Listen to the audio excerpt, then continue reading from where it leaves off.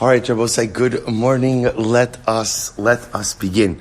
Begin by thanking our sponsors for this morning. Sure to thank our TALMUD TORAH sponsors for the month of Tishrei. Dr. Linda Weinberg, Sarah and Ricky Gratz, Julia, Rena, and Eve, in loving memory of their husband, father, and Zayda. Dr. Paul Weinberg, Paris, Moshe Ben Avram, David. We thank Ayal and Sara Steinberg for dedicating all the Sherman drushos this month in the zechus of refuah shelema for shulamis Bas susha and Yudit Ben Zev for dedicating the Sherman this month in the zechus of all of our tefillos being miskabel. Our week of learning sponsors, Ira Miriam Grossman, in commemoration of the yahrzeit of Ira's father, Melech ben Azriel, and Avram Zysman, in commemoration of the yahrzeit of his mother, Ziva Bas Avraham. Our Daf Yomi sponsors, Jeremy and Daf Yomi sponsors for today, Jeremy and Rachel Lasson for refuah shelema for Sima and Tzofia Leiba Bas Rachel Yehudis, who are both having minor surgeries today, and to thank Ayal and Sue Myrowitz for dedicating this shir today in honor of all of those who davened for Sue's refuah. May she continue in Meretz Hashem to have that refuah in the years to come. Amen. I will say with that, let us begin. So we have a lot to do today, a beautiful, beautiful daf. Today's daf is Tzadik Test 99, and we are picking up, is it echoing? No, it's good. Okay, so today's daf is Tzadik Ches 99. We are picking up on Tzadik Ches Amud Beis Amar Rabbi Yaakov Minar Pekod, which is 2, 4, 6, 8, 10, 12, 14, 16, 17 lines up from the bottom. So Rose says, so just to reorient ourselves, we left off with what I think was an absolutely fascinating question. So imagine, we'll use me as an example. I say to a shaliach, I want you to go ahead and sell off, Zabin Liska. Go ahead and sell off for me a Liska of land, and the Shaliach instead does more. So let's use just contemporary examples of this. I say to the Shaliach, I own multiple acres of land. Sell off an acre of land for me. Okay? And the Shaliach sells two. So what's the Shaila? The Shaila, I will say, is how do we view his actions? Do we view his actions as essentially he's done what I've asked him to do, but what else? He's added to it. So what he did, in other words, 1 acre of that is correct. The extra acre is a hosafa. But the fact that he added on doesn't go ahead and negate the fact that what? He did what I asked of him. Or do we say, no, I told you to sell an acre, you sold 2 acres, you violated the framework of our agency, and whenever a shaliach violates the framework of the agency, essentially he negates the agency. So in the lashon of the Gemara is, do we say Mosif al dvaravu, that the shaliach did what he was supposed to do, but he added on, or do we say, no, ma'avir al dvaravu, he violated the terms of the agency, and therefore halacha lamaisa, what he did was null and void?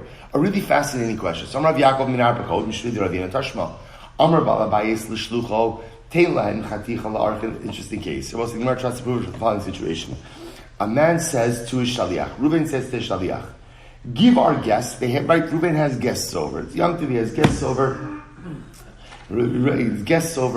and Reuven says to his shaliach, give our guests a piece of food. I'll call it a piece of meat. V'hu amar tlushtayim, and the shaliach said to the guests, you could take 2. Now in this case, Reuven was very specific. 1 piece of meat per guest. Not Hungarian, that's for sure, right? So one piece of meat per guest. Okay. Now what happens? The shaliach went ahead and gave them 2. Ve'hei natlu shalosh, and the guests took 3. So what's going on over here? What's the halacha? Kulan malu. Now I will say the case in question is where it turns out that what? It turns out that the meat was consecrated meat. It was hektish. So now the Gemara says everyone committed mi'ilah. The balabais, Reuven committed mi'ilah, the shaliach committed mi'ilah, and the guest committed mi'ilah.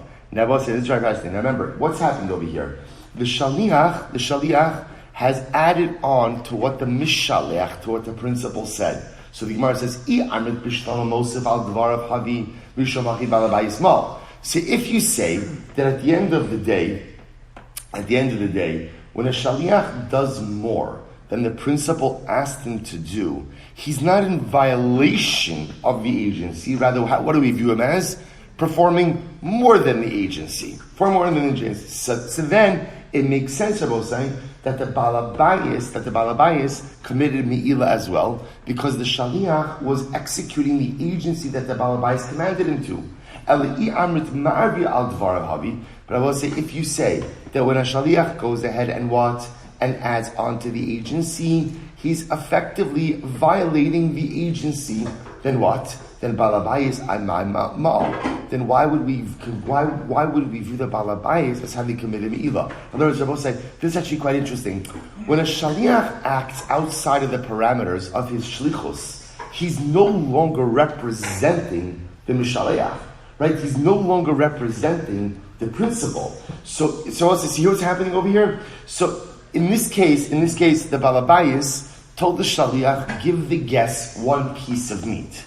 The Shaliach gave the guest 2 pieces of meat. 2 pieces of meat. The guest ate 3 pieces of meat. And what's the halacha? It's a Me'ila party. Everyone has committed Me'ila, right? Everyone's committed Me'ila.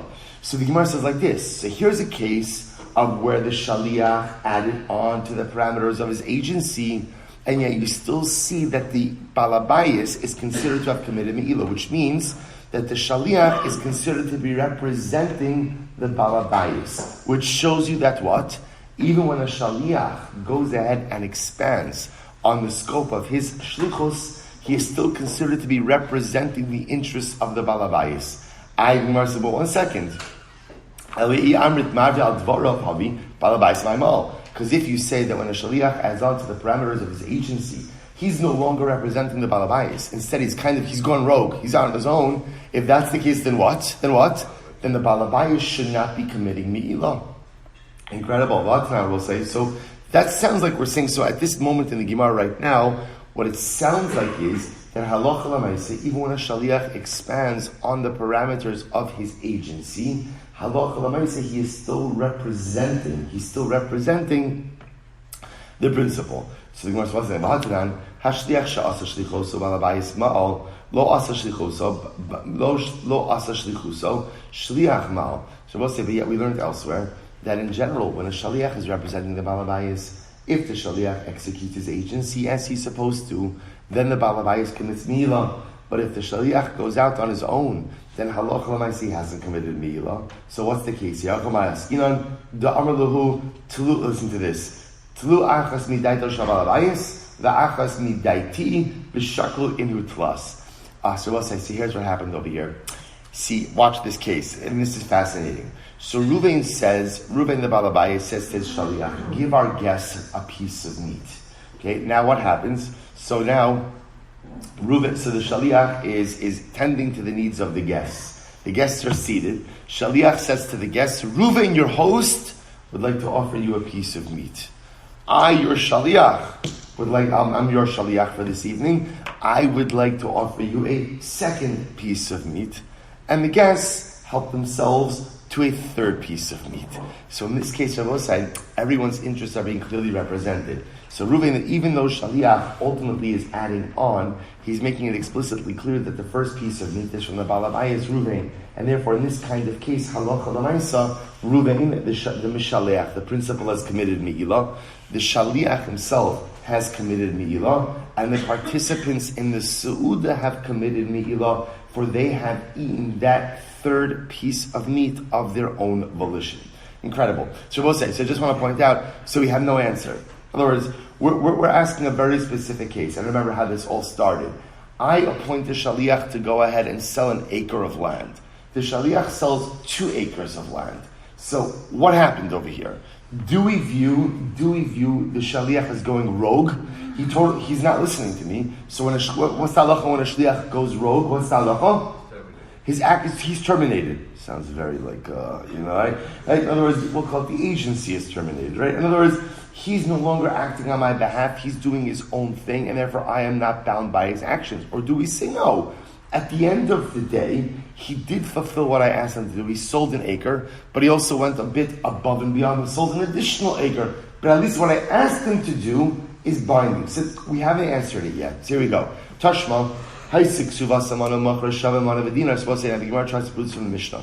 So listen to this. A woman has a ksuva that's worth a mana, 100 zuz. Umachra shava mana v'dinar b'mana, and she sells a field that's worth 101 zuz for 100 zuz. So she goes in and she undersells a field. So what's talacha? Michra batal. Ultimately, her sale is void. Her sale is void. So it says, my love to zavin shama mana v'dinar b'mana v'dinar. Are we not talking about a case where she took a field that was worth 101 zuz? And remember, her ksuv is only 100 zuz. So she took a field worth 101 zuz, and she sold it for 101 zuz. My love to zavin shama mana v'dinar b'mana. Umay b'mana. What does it mean when Mishnah says she sold it for a mana? Mana shelah. It means she took a field that was worth 101 zuz and what? Sold it for 101 zuz. But she herself is only entitled, of course, to 100 zuz. Umay afilu hi omeres achzer es adina liyarshim b'dinar v'afilu hi omeres achzer es adina liyarshim. So even if she says, listen, I know I took a field for 101, and I know I'm only entitled to 100, I know I sold it for 101, I'm going to return this additional dinar, ultimately again, to the Yarshim. So the Gemara said, the dinar mikarkoi, the katani michra batal. And I will say, what's the halach over here? The halach over here is, if a woman who has a ksuva of 100 zuz, takes a field of 101 zuz, even if she sells it for 101 zuz, and even if she says that what? I'm going to return 1 zuz back to the Yarshim. What's the halacha? The mechira is batal. Why is the mechira batal? What do you see from here? That a shaliach who goes beyond the scope of his agency, or in this case, her agency, ultimately, their shlichus is batal. No. Lo, bida ozil. That's not the case. The case here I will say is where she undersold it. She took a field of 101 zuz and she sold it for 100 zuz. That's the problem over here. Daf of Tzadik Test. Actually, look at Rashi before you go. Rashi bida ozil umishum hachi michra batal ditasa shemachar shamana v'din ramana. I will say this is how you originally in this case. The problem in this case over here is she took a field that was worth 101 zuz. And what did she do? She undersold it.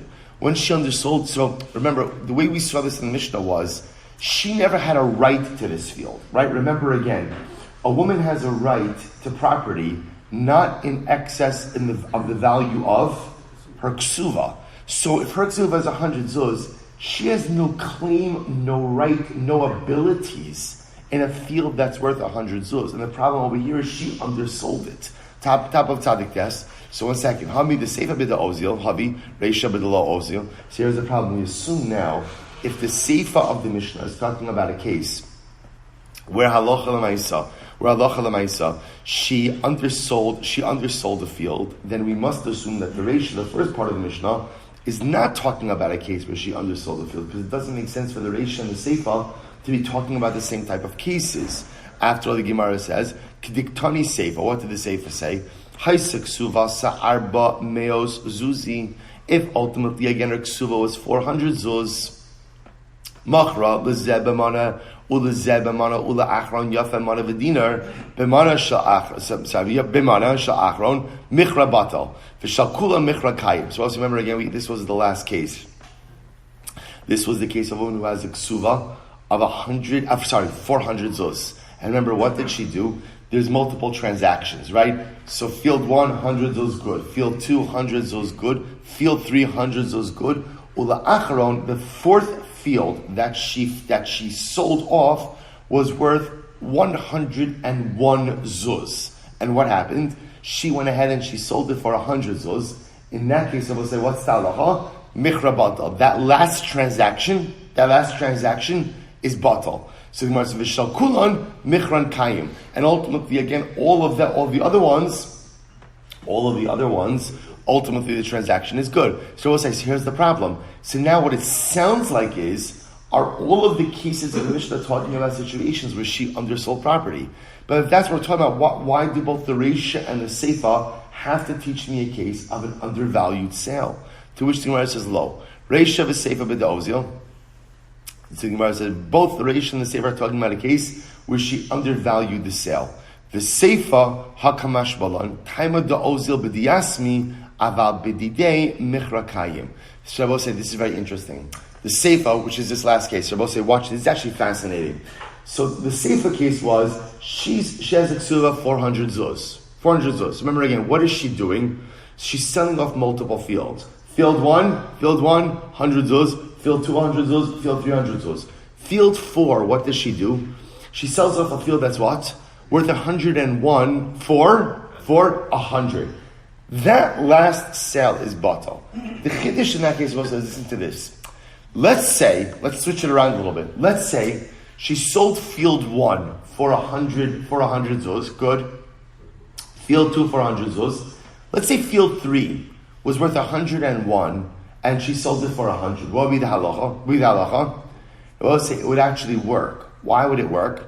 No problem. We'll just take it off the next one. In other words, that the reason, the case in Mishnah, the reason why the last transaction is batal is because it's the last transaction. In other words, had she undersold the field somewhere in that chain a little bit earlier, no, it's not good, but no problem. We'll just offset it against the remainder of the ksuba. That's the chiddush there. That's what it means. Aval b'dida michrakayim. So the Gemara said, 1 second. Hamidareisha sham esmina. But the truth is, I could have learned that from the Mishnah as well. From the Reisha. After all, it was the Reisha. Haisa ksuvas samasayim umakra shavamana b'masayim. Remember again, what was the case of the Reisha? Case Reisha was, her ksuva was worth 200 zuz. Haisa ksuvas samasayim.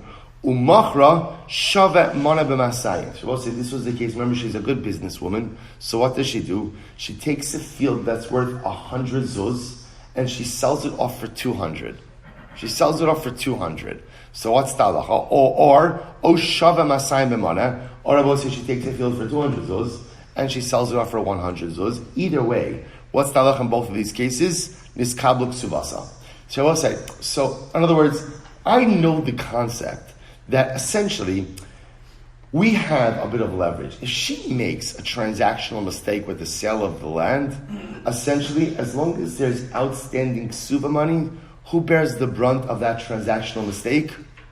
She does. So for example, if she takes a field, a perfectly good field that's worth 200 zuz, and she sells it for 100 zuz, what do we say? No problem, right? In other words, you got your ksuva. You had an item of value of 200 zuz. You bungled the transaction. You're left holding the bag. You're done. So in other words, so I'll say. So I already know this concept that if she messes up transactionally, as long as there's outstanding ksuva monies, we actually let the transaction stand. It's fine because she bears the brunt of it. So I'll say that's the same case as where she messes up with field number 4 versus, in other words, the reason why when she messes up in field number 4, that last transaction is batal is why? Because we have nothing to offset the loss against. Had she bungled transactions 1, 2, or 3, the transaction would stand. Because we would say what? Right? The negative effect of the transaction will just be offset against the remainder of the ksuva. So why are you teaching me the same concept twice? To which the Gemara says, here we go. Ma'udatema hasamu de istalkale mehai beis alagamri. Sirbo say in the case of where what? In the case of where halacha l'maisa, she takes a 200 zuz parcel of land and she sells it for 100. So it's easy for us to wash our hands of that, right? Because everything is kind of taken care of in one fell swoop. You got your parcel of land, you're done. However, aval hacha nigzer mana rishon ata mana achron. Rabbi said, this is interesting. I might have thought that in the case of the 4 fields, that where she's selling off 4 different transactions.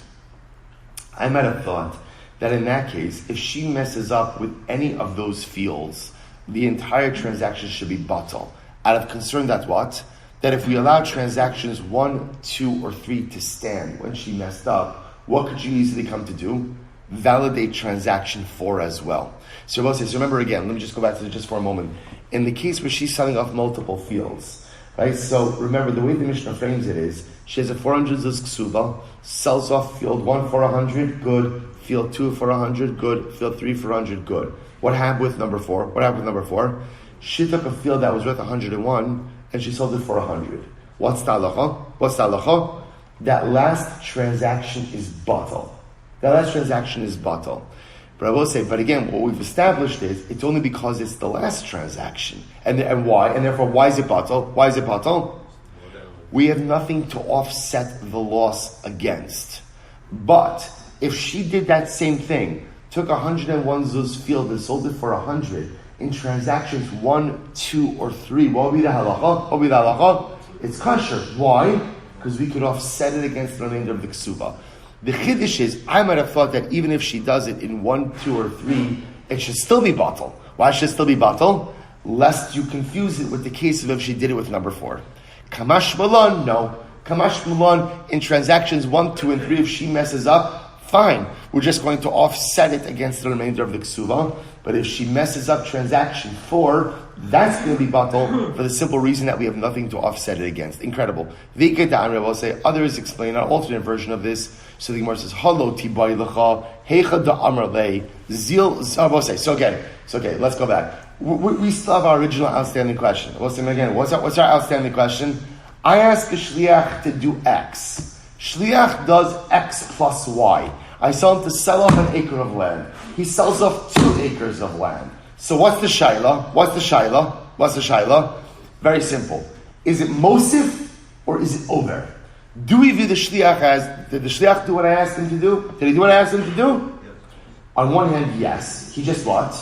Did more. So do we say, you did what you did what I asked you, but you did more, and therefore what you did is still effective, or no? I asked you to do X, and nothing more. The moment you shaliach add into X, you terminate, right? You undermine the tenets, the framework of our agency, and therefore we're done. We no longer have an agency relationship. That's our shayla. So here we go. Vika Damri. So we'll say now back to this discussion. Vika Damri. So Vika Damri. Haloti ba'ilacha. Heicha da amrle zil zabin li liska. Vizabin li kura. Devadai mosef al dvarav havi.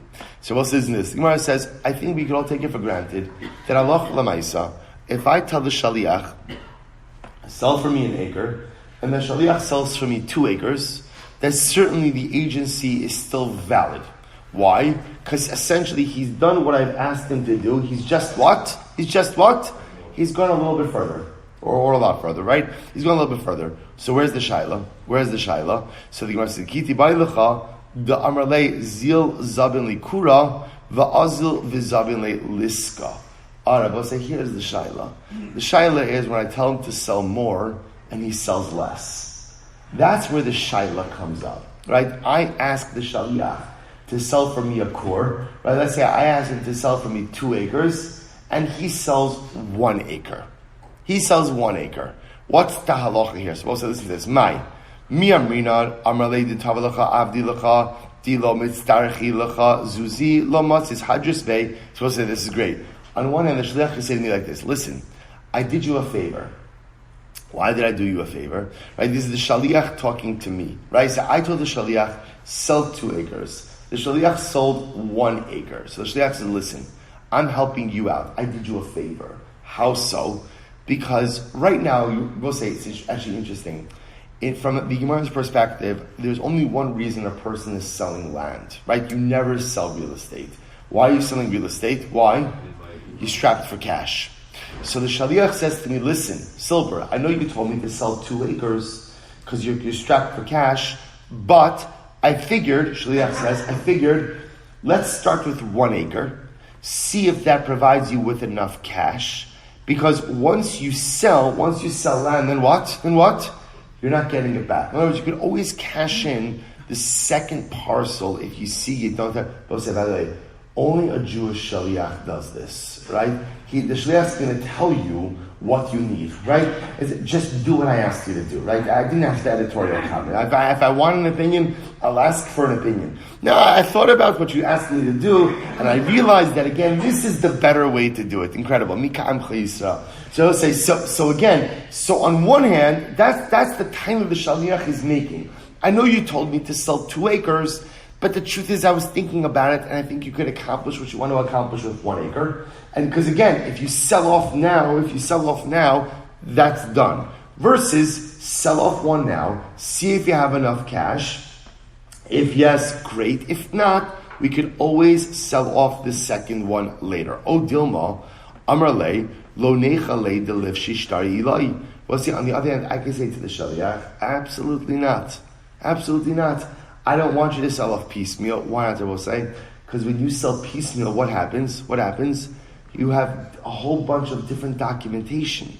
Now suddenly you're going to have a shtar for this, a shtar for this, a shtar for this. And remember, the person who sold the field all the parties involved, have to go ahead and keep track of the shtaros. So the principal say, I wanted you to sell off both parcels at once because I did not want to have to keep track of multiple shtaros. So I will say, so this is the tension over here. So I will say, so I just want to point out, this version is posits that everyone agrees, if I ask the shliach to sell off 1 acre and he sells off 2 acres, that he's mosif. He's mosif. The shlichus is still good. He's not considered to be undermining the shlichus. Rather, what? He's simply adding on to it. Where's the machlokes, or where's the potential issue? I ask him to sell off 2 acres. He sells off 1. Shliach says, I'm doing you a favor because maybe you won't need the cash. And once you sell the land, you can't get it back. And I say, no, I don't want multiple real estate transactions.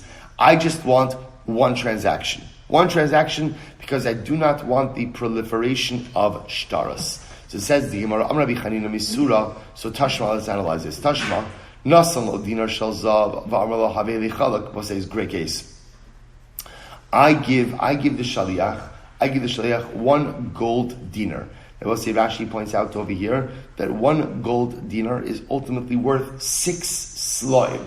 6 sloim. Okay? So I give him a gold dinar and I say to him, Va'amar lo, havei li chaluk. Buy me a shirt.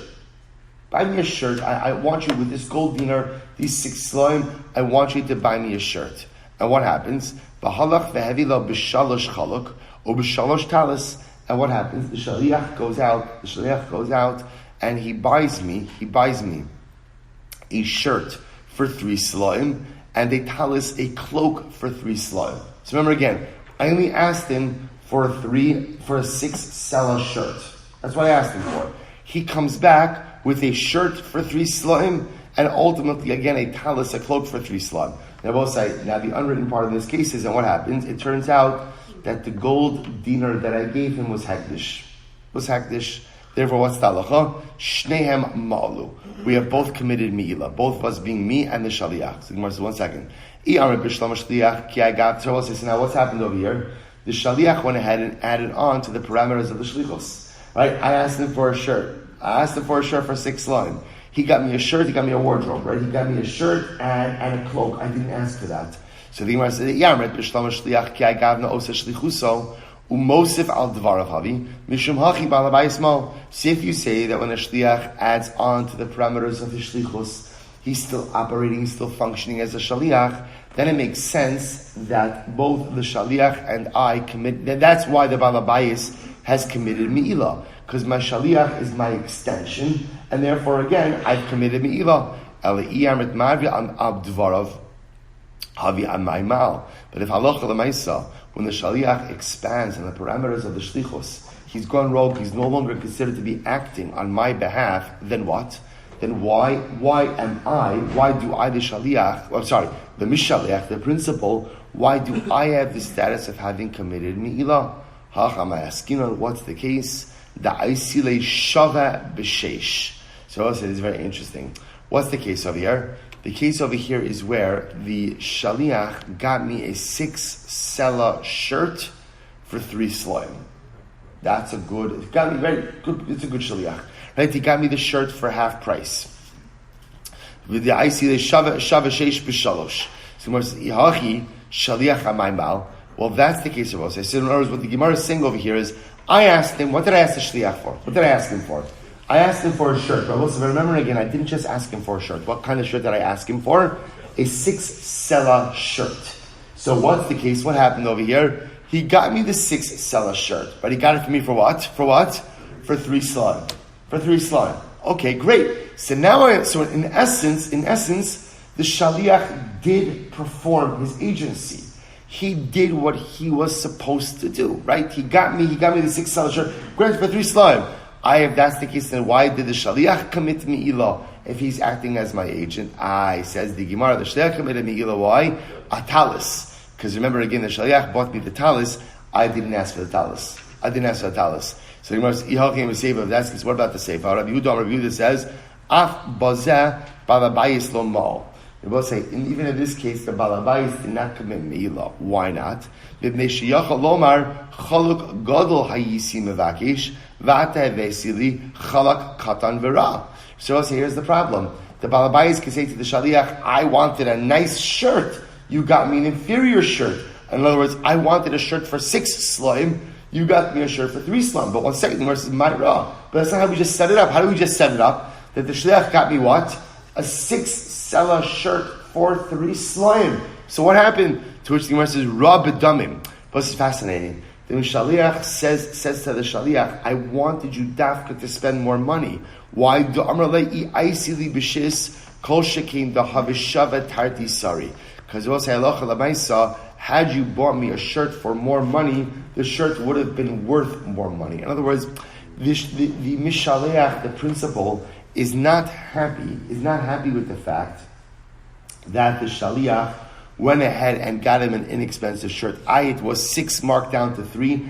I dafka want 6 because these items appreciate. So an item that's worth 6, ultimately again over time will become worth 12. So therefore, halacha l'maisa, the mishaleach, the principal, is unhappy with what the shaliach did. Tekenami diktani, bodh Rabbi Yehuda bekitnis sheshtei malos. So we'll say we always come back to this case. Everyone agrees in the case of legumes, that both the mishaleach and the shaliach have committed mi'ilah. Why? What's with kitnis? Amud beis, shakitnis besela, bekitnis bepruta. Because we'll say kitnis is the kind of thing where halacha l'maisa, no matter what measure you buy it at, it's always going to be locked into the same price, which is actually a quite fascinating idea. Look at Rashi. Tap Rashi, tzadik testing days. Shakitnis b'sela, Rashi says, he kitnis bepruta, lefi cheshben prutas b'sela, then we should dezavin tfei lo mosli gabei. But say, so kitnis is one of those interesting things where halacha l'maisa, whether you buy in bulk or you buy a smaller amount, the price is set. To which the Gemara says, Shema mina. Good. So the Gemara says, hey, Dami, what's the case? If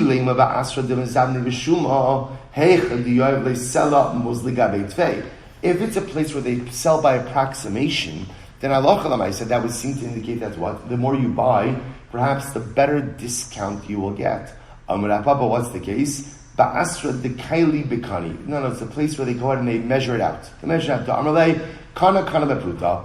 Ultimately, again, each vessel, each kana is sold at a pruta. Okay, so I just want to point out, we still have not answered our question, right? We're still trying to figure out our core question, which is, when a shaliach goes ahead and expands on the parameters of his shlichus, halacha l'maisa, do we view it? We'll say 2 words to remember. What are the 2 words to remember? Mosif, he's adding on, but the shlichus is still intact, or over. He's in violation, and therefore the shlichus is dissolved. So Tashma, here we go. Haisek Kesuvos arba meos zuz. If her Kesuvos 400 zuz, machra lezeva mana lachron mana yafe mana v'dinar b'mana shel achron bato v'shel kulan michran kayim.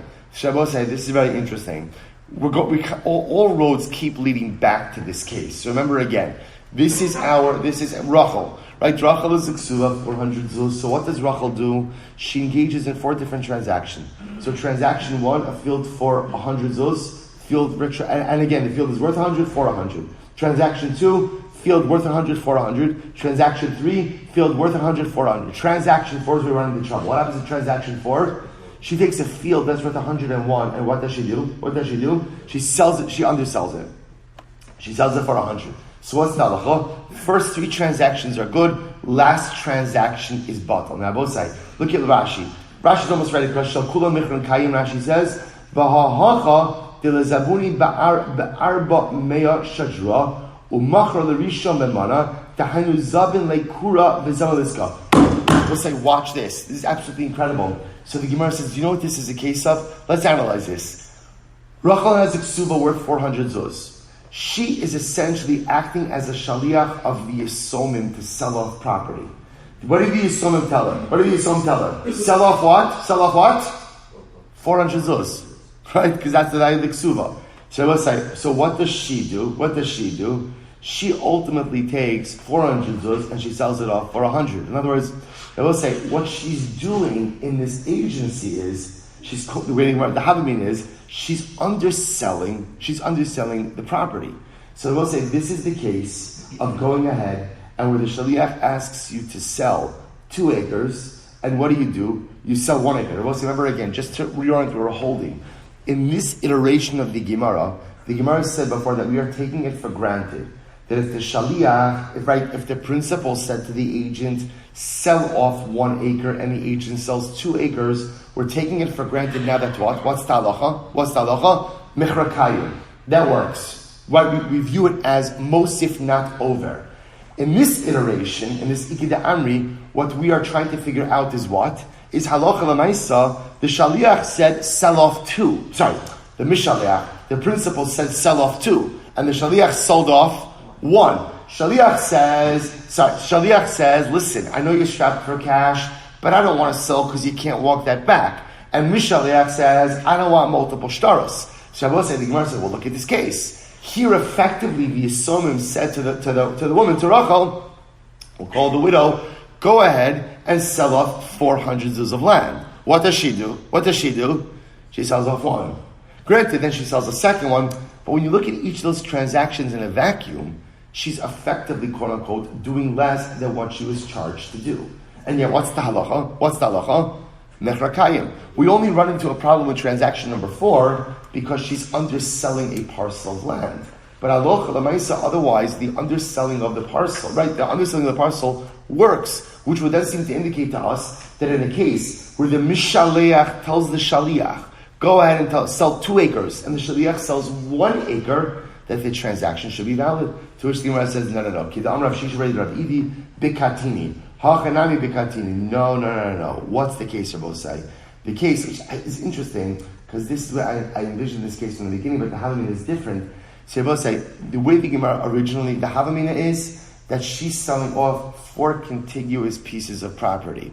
So she could have sold it all at once, but she doesn't. To which the Gemara says, Kashlam Bikatini. Rashi says, Lo hayu sados halalu yachad.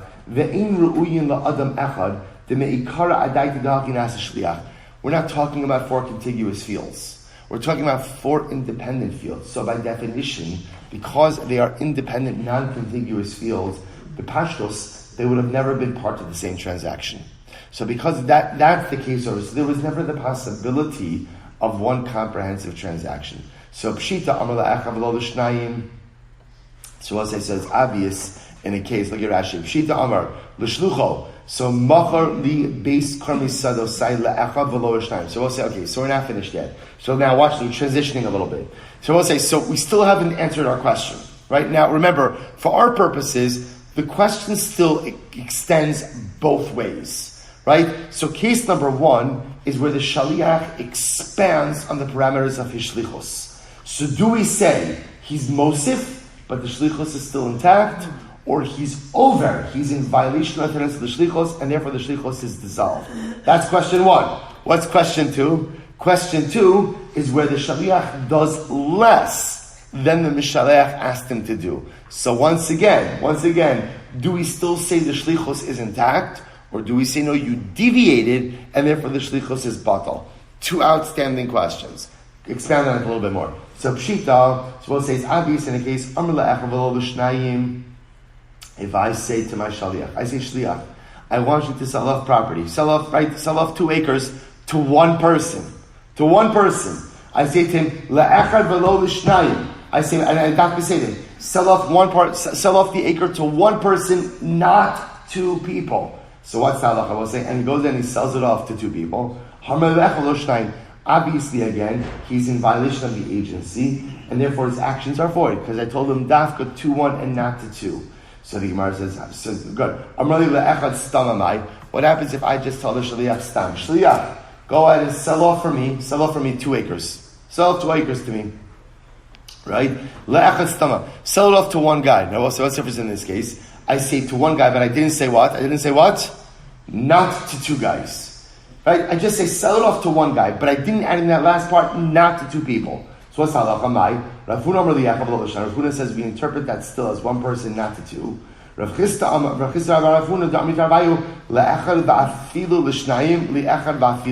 No, if you just said one, so one can mean one and to 100. So the Gemara says, well, say so machlokes. So again, it's a davar pashit. If I say to the shliach, sell off 2 acres to one person and not to two, obviously I've made my wishes explicitly clear. If I say sell to one, but I didn't add that last part, so that's the machlokes. So Rav Huna says no, that means to one and not to two. Rav Chisda Rabba Barafuna, even to 2, even to 100. So we'll say one more piece quickly. Ikul Rav Nachman Surah. So Rav Nachman went to Surah. All the Gabe Rav Chisda Barafuna. Rav Chisda Barafuna came to him. Amrulei Kia Gavnamai. And they asked him, what do you do in this kind of case? Right? In this kind of case. In other words, they will say, where again, I say to Ruvain, sell off my property to one person. How do we interpret that phrase? So Amrullahu, Le'echad afilu l'shnayim, le'echad afilu l'meah. To which Rav Nachman responded, that could mean once you're saying to one could mean to 1, one could mean to 10, one could mean to 100. As long as you don't say what? To 1 and not to 2, you're not limited. Amrulei afagav d'ta'ah shliach. Would this be true ultimately again, even if the shaliach made a mistake? Amrulu d'ta'ah shliach lo kamina. To which Rav Nachman said, look at Rashi, afagav d'ta'ah shliach umachar bezol. So would we say the same thing halacha l'maisa? If the shaliach undersold the property, that the shlichos would still be good? Amaluhu the ta'ah shliach lo kamina. To which Rav Nachman said, I'm not talking about a case where the shaliach made a mistake. So we'll say, we'll stop a little bit for today. So just understand again, we still have our 3 questions outstanding. What happens if the shaliach added on to the parameters of the shlichos?